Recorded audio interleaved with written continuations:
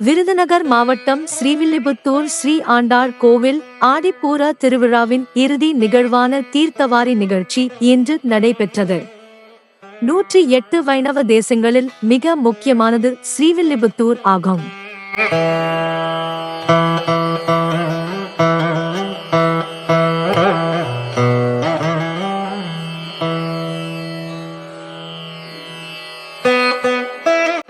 ஸ்ரீ ஆண்டாள் ஸ்ரீரங்கமன்னார் கோவிலில் இருந்து வெளியே எழுந்தருளி மீண்டும் கோவிலுக்கு செல்லும் நிகழ்வானது தீர்த்தவாரி என்று அழைக்கப்படும்.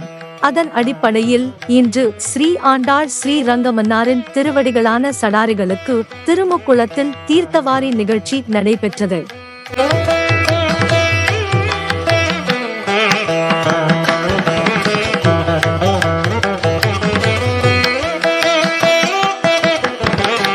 முன்னதாக ஸ்ரீ ஆண்டாளையும் ஸ்ரீரங்கமன்னரையும் வரவேற்று ரத வீதிகள் வழியாக சடாரி ஊர்வலம் நடைபெற்றது.